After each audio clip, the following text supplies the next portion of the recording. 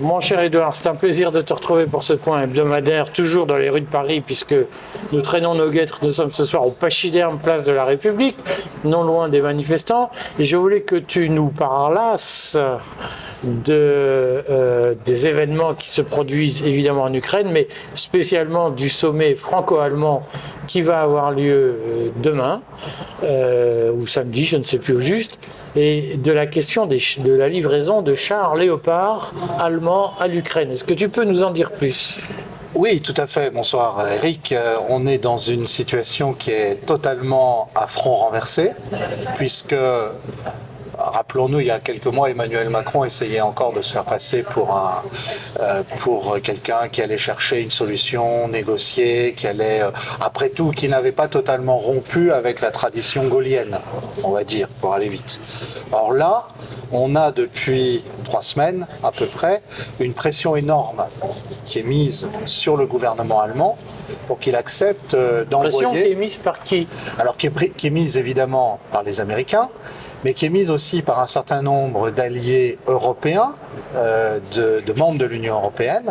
Alors il y a bien sûr les suspects habituels, les pays baltes, la Pologne, mais plus généralement, l'idée étant que est-ce que l'Allemagne vraiment en fait assez, et donc est-ce qu'elle va livrer, comme d'autres s'apprêtent à le faire, des blindés ? Je dois dire que c'est pas simplement la pression, elle n'est pas simplement externe, elle est interne. C'est-à-dire que je maintiens ma formule, peut-être certains la trouveront à l'emporte-pièce, mais enfin, les Verts sont devenus la branche allemande de la CIA. Il faut dire les choses. Quand on se rappelle les manifestations des années 80... Plutôt rouge que mort. Plutôt rouge que mort, etc. Eh bien, là, c'est plutôt ukrainien que russe. Bon, alors, on peut défendre ce point de vue, sauf que les anciens pacifistes ont pour enfants, ou petits-enfants, des bellicistes à outrance.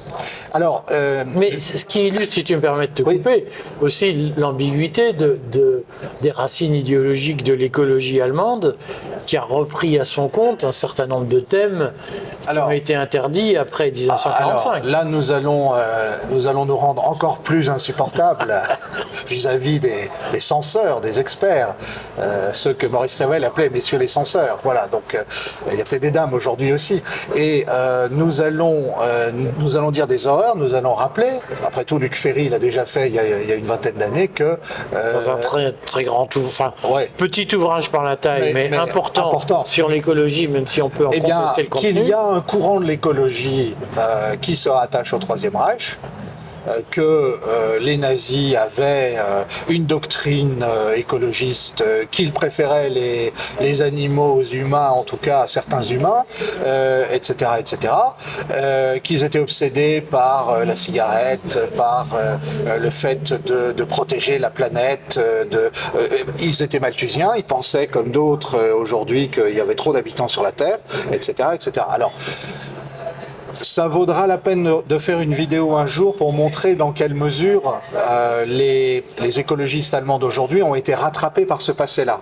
La passerelle n'est pas directe. Oui, il ne faut pas faire de simplification. Il ne faut pas faire de simplification. Trop facile. Mais autant dire que il est choquant, quand on connaît l'histoire de l'Allemagne, de voir des Verts, aujourd'hui, devenir aussi bellicistes. De la même manière, j'en ai parlé hier dans le courrier, qu'il est absolument choquant de voir la présidente de la Commission européenne, pour le 80e anniversaire du siège de Leningrad, parce que c'est quand même ça qui était commémoré hier et avant-hier, eh bien, dire qu'on allait faire en sorte que la Russie soit complètement déclinante, que son économie soit écrasée, etc. Ça sonnait très bizarrement. Voilà, on ferme cette parenthèse, on ne fait pas de lien direct, mais on constate que une continuité. Les Allemands d'aujourd'hui ne connaissent plus leur passé et donc ils sont rattrapés par la plus mauvaise part de leur passé. Voilà, je pense que c'est comme ça qu'on peut le... Certains diront que résister au communisme était un élément important qui a justifié la collaboration avec le nazisme. Oui, mais tu vois, ce qui est intéressant,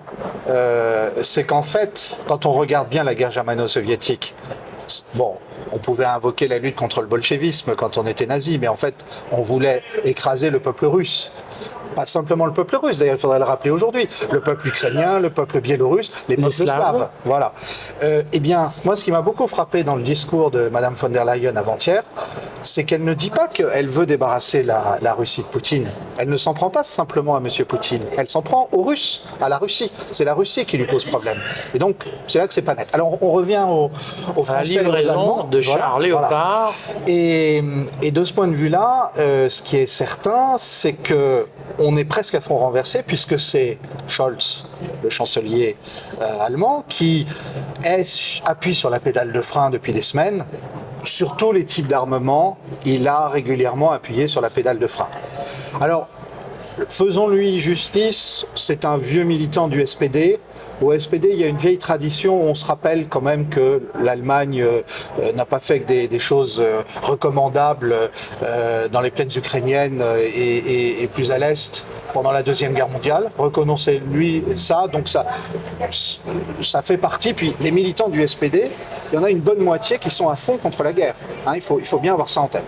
Bon, il n'empêche que Scholz, il plie devant la pression, alors la pression américaine. Finalement, il cède au diktat qui a été couper le lien avec la Russie, avec le gaz russe. Il essaye de bâtir des ponts vers la Chine, mais au fond, ce qui est choquant dans ce qui se passe actuellement entre la France et l'Allemagne, c'est que Paris devrait aider Berlin. Les Allemands sont dans une situation très difficile parce que d'un côté, ils ont des intérêts économiques évidents avec la Russie, de l'autre, ils ont un passé très lourd vis-à-vis de tous les peuples de l'Union soviétique, et puis, ils ont toujours considéré que les États-Unis étaient leurs protecteurs. Et aujourd'hui, le protecteur devient un protecteur assez sadique. Hein, c'est bien ce qu'on constate. On reste vos amis à condition que vous vous priviez de gaz russe, que vous ayez très froid cet hiver, si nécessaire, et puis surtout que vous nous achetiez des armes. Bon, là encore, hein, je résume de longs mois, mais quand on résume, c'est à ça qu'on arrive. Et donc, je ne comprends pas qu'Emmanuel Macron ne soit pas sur une ligne. Après tout, pro-allemande, pro-européenne. Exactement. Et au sens, alors là, j'ai vu de l'ironie dans ton regard, mais l'Europe européenne du général de Gaulle, c'est-à-dire il y a une forme d'indépendance stratégique de l'Europe. Après tout, oui, il nous avait pas raconté ça dans le discours de la Sorbonne. J'ai un vague souvenir, hein, septembre 2018. Mais c'était en même temps. Voilà. C'était en même temps les États-Unis. Voilà. Mais aujourd'hui, précisément, quand on aurait besoin de faire du en même temps, c'est-à-dire de dire on est les amis des Américains, en même temps c'est l'Allemagne qui compte pour nous, parce que la construction... là, il n'y a plus de en même temps. Finalement, il y a une pression. Se faire bien voir des Américains, être à la tête d'un mouvement européen qui utilise la guerre en Ukraine pour s'unifier. Par ailleurs, il y a les bisbilles franco-allemandes aussi. Aujourd'hui, comme on le sait, Emmanuel Macron et plusieurs de ses ministres étaient à Barcelone pour signer un traité franco-espagnol d'amitié renforcée ou de coopération renforcée. On voit bien que c'est le bazar, c'est le chaos dans la tête de tout le monde, mais toujours est-il que là, curieusement, les Français sont plus otaniens que les Allemands. Alors concrètement, la France va demander quoi sur la livraison de chars Léopard à l'Ukraine par l'Allemagne? Qu'est-ce que la France va demander à l'Allemagne? La France va demander que l'Allemagne en livre. Et l'Allemagne n'en a pas forcément envie, d'abord parce qu'elle n'a pas forcément envie d'épuiser ses stocks, et puis ensuite parce qu'elle sait que ça fait franchir un seuil en termes d'engagement dans la guerre, parce que je crois que quelqu'un comme Scholz, qui est un réaliste, il pense à l'étape d'après.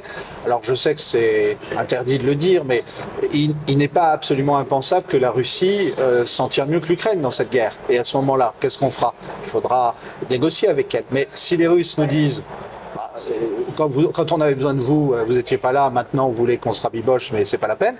Alors Scholz, malgré tout, veut ménager l'avenir. Et puis les Russes ont envoyé un signe il y a quelques semaines, ils ont commencé à reconstruire Nord Stream. Bon, Scholz a très bien perçu ce que ça voulait dire. Que se passera-t-il dans 2 ans, dans 3 ans? Est-ce qu'on va rester dans cette folie de faire semblant de pouvoir remplacer à 100% le gaz russe par du gaz liquéfié venu du Qatar, des États-Unis ou de je ne sais où? Donc, de ce point de vue-là, ce que demande Macron à Scholz, ça va vraiment contre les intérêts de l'Allemagne, mais aussi contre les intérêts de l'Europe. Alors, il y a eu, deuxième point d'actualité que je voulais soulever avec toi, une tribune franco-française d'un vice-amiral dans le journal du dimanche, expliquant que les militaires français, les gradés français, qui en gros se montraient mi-figue mi-raisin, étaient d'affreux jojo. Est-ce que tu peux nous parler de cette tribune et de la réalité du soutien de l'armée française à la guerre en Ukraine? Alors, je crois, effectivement, cette tribune, pour moi, relève plus de l'anecdote et de quelqu'un, un vice-amiral, qui veut se mettre en valeur. Actuellement, certaines apparences sont pour l'OTAN.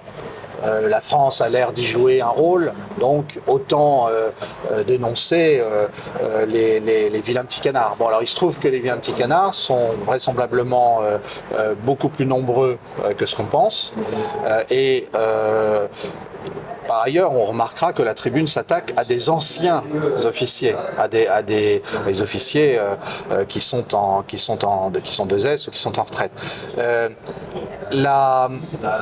Moi, ce qui me frappe dans cette façon de faire, c'est que on essaye à tout prix de nier. La réalité, c'est que le corps des officiers français est très partagé sur cette guerre. Alors, il y a ceux qui font carrière, il y a ceux qui pensent que pour faire carrière dans l'OTAN, on ne peut pas faire autrement qu'accompagner ce qui est en train de se passer. Mais même, je voudrais être sûr qu'au sommet de la hiérarchie militaire, ça soit aussi simple que ça. Après tout, on a été entraîné dans quelque chose. On est en train de découvrir que le retour dans le commandement intégré de l'OTAN, préparé par Chirac et réalisé par Sarkozy, est une mauvaise chose. En tout cas, est créateur de plus d'obligations que d'avantages. Voilà, exactement. Et donc, voilà. Alors, à partir de là, une tribune avec une dénonciation. Il y a des noms ensuite qui ont circulé sur les réseaux sociaux. Il y a un tel qui a dit vous avez oublié tel ou tel colonel en retraite. Bon, la réalité, c'est que tout ça relève de l'anecdote, mais il y a de fait, d'après ce que nous pouvons entendre, un profond malaise dans les rangs. Les officiers d'active, sans aucun doute, mais aussi les officiers de deuxième section aux retraités, et que si on faisait un sondage totalement anonyme, l'unanimité serait très loin d'être là. Je pense même qu'au fond, il y a une profonde nostalgie de la période gaullienne et du rôle que pouvait jouer la France à cette époque. Bon, merci Édouard. On se retrouve la semaine prochaine pour un autre point et peut-être dans un autre coin de Paris, on ne sait pas encore. À la semaine prochaine. Merci Eric.